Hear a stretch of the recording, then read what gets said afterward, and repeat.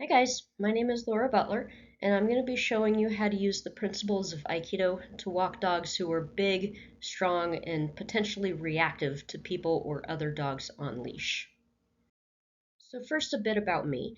I'm the owner of Scaredy Dog Training, based in Las Vegas, and I work with dogs with behavioral issues like fear, anxiety, aggression issues. I graduated from the Karen Pryor Academy for Animal Training and Behavior back in 2016, was certified by the Certification Council for Professional Dog Trainers last year in 2022, and I'm halfway through an online master's degree program in animal science and behavior through Unity College in Maine. I've been practicing Aikido on and off for about 15 years, first at Aikido of Reno and then currently at Henderson Aikido and Yoga. So, Aikido is a peaceful martial art. It's designed to protect not just you, but also the attacker. It uses the opponent's force against him to throw him off balance, so it's perfect for women, children, and the elderly in handling bigger, stronger attackers. We're going to apply some of these principles to dog walking so that you can feel more confident and in control when walking dogs that are big, dogs that pull, reactive dogs, etc. Here's a quick little demo.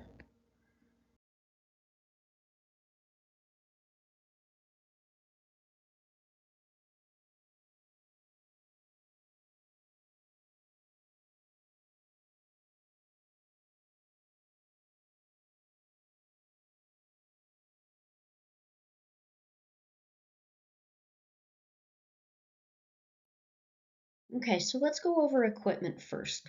Dogs that pull or are reactive shouldn't be walked on a collar. First of all, they could hurt themselves. And second of all, collars are a lot easier to slip out of than harnesses are. Also, I, like most dog trainers, really hate retractable leashes. They're good for a couple of things, but control on dog walks isn't one of them.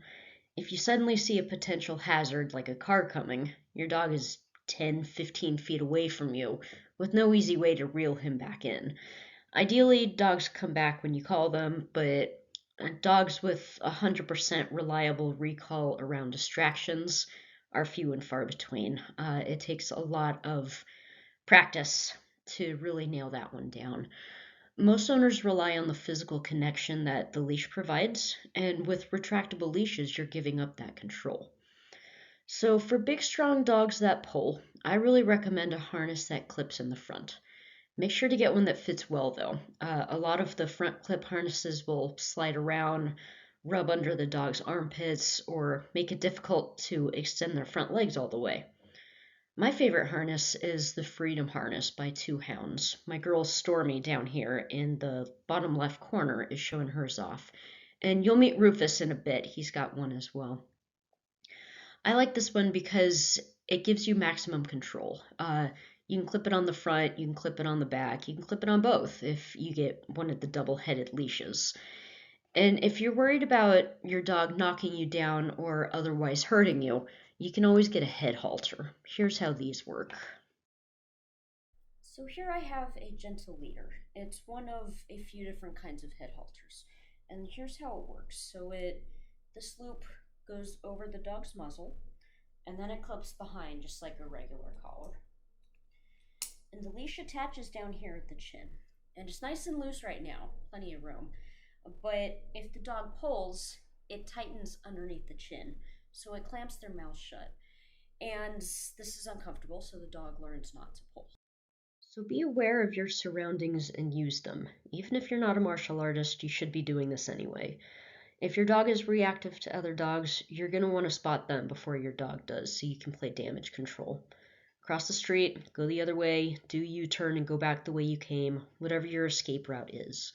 And have your escape routes planned.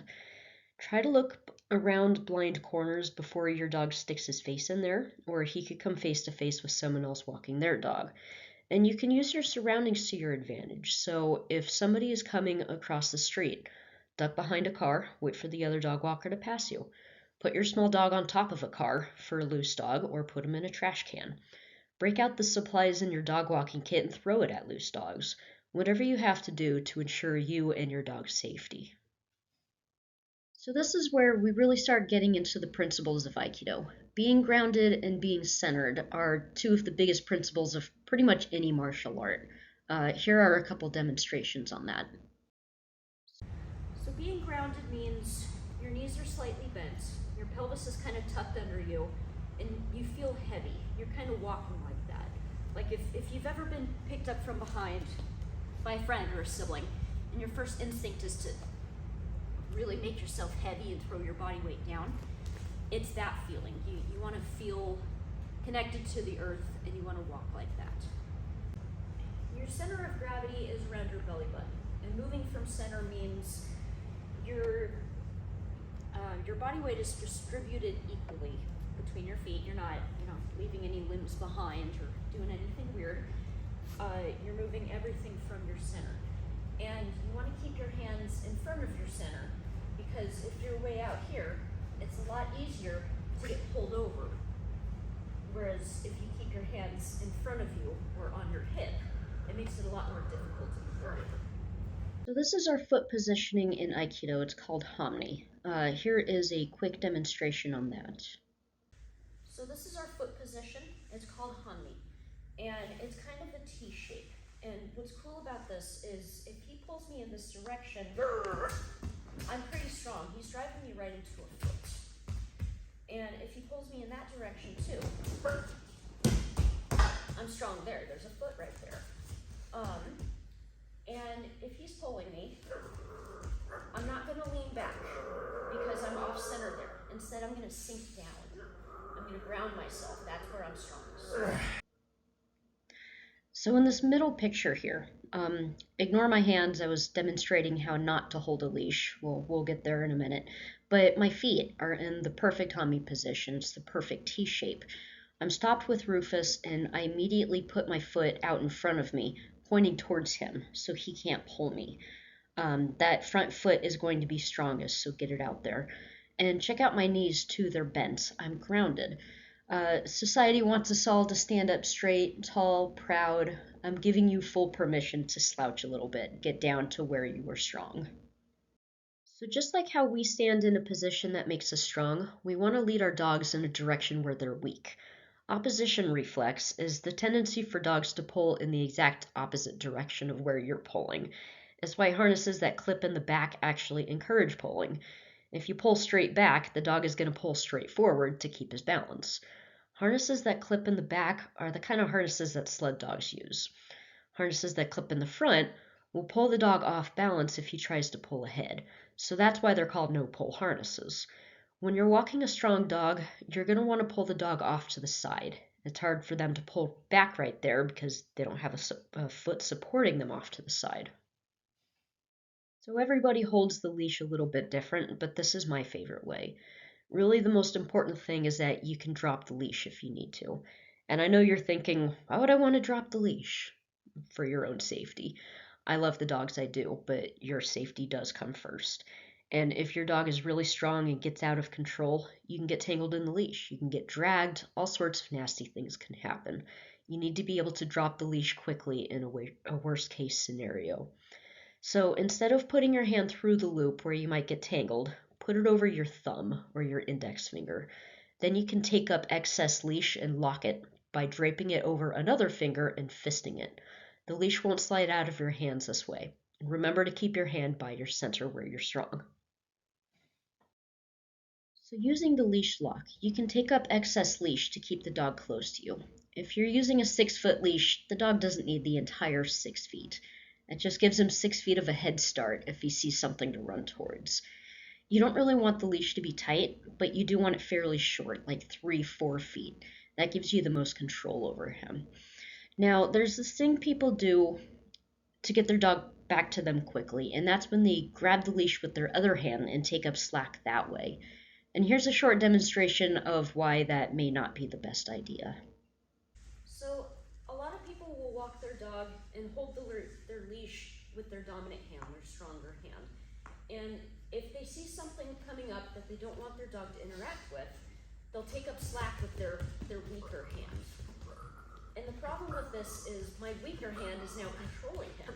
And if that were to let go, he suddenly slingshotted into whatever I was trying to get him away from. So instead, we're gonna take up slack using the leash lock I showed you. said, I can support this arm, or I can grab the leash here. And I'm going to say this again because it's worth repeating over and over again. Keep your hand at your center. Keep it on your hip. Keep it towards your belly button, somewhere around there. That's where you're strongest. I don't have a whole lot of strength. I'm a little person. I guarantee Rufus here can bench press more than me if I'm trying to rely on muscle. But if I'm walking from my center with my whole body weight and I pull Rufus here at the right angle, I can still overpower him. Get really good at the emergency U-turns if you suddenly see something your dog is going to react to. Keep your hand at your center, pull him off to the side to get him off balance, and turn with your entire body. Don't try to muscle it, because with Rufus, I guarantee I would lose. Rufus, this way. So when you go for a walk, you're going to want to bring a few things. I keep my dog walking kit in my super trendy 80s fanny pack. You're going to want bags, of course, and treats for training or distracting your dog if something that triggers him comes up. A spare leash is always a good idea, good for a lot of things. Carabiners are always handy too. The biggest thing with the carabiners is you can use one on the leash to tie your dog to a post or something if you need to. Summers in Vegas are always ridiculously hot, so most of our dog walks are done at night. We always carry light up keychains to clip onto the dog's collar. And most importantly, some sort of dog repellent if a loose dog runs up to you or if a dog fight breaks out. Make sure to keep the dog repellent somewhere you can grab it quickly and practice grabbing it quickly.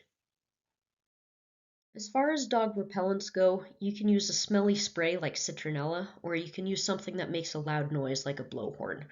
If an off-leash dog approaches you and your dog is leash reactive, do whatever you have to scare that other dog off. Pictured here, I've got the Pet Safe Spray Shield. That's my go-to citronella spray. There's another one called Halt, but it's kind of mild pepper spray, so I prefer Spray Shield personally. You can carry an umbrella with you on your dog walk.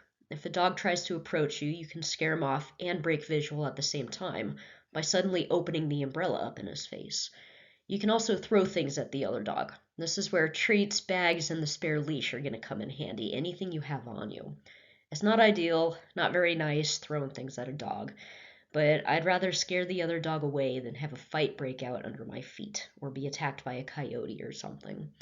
It's the same with children. If a child starts running up to you to pet your dog and your dog doesn't like children, yell at the kid to stop. I would much rather scare the child than have my dog bite the child. I can't really recommend throwing things at the child or hosing him down in citronella spray. Parents will probably get pretty mad at you for that. Another little trick I picked up, if an off-leash dog approaches you and the owner is unconcerned, says something like, "Oh, he's friendly," it is the biggest pet peeve of any reactive dog owner. Yell at the person, "He's contagious." They'll come get their dog real quick. Thank you guys so much for watching. I hope this presentation was interesting and that you feel more prepared for walking your big, strong, and/or reactive dogs. If you picked up even one little trick from this presentation, hit me up and tell me about it. You can also check out my website or my Facebook, and I have some more training videos on my YouTube page as well. Thank you guys.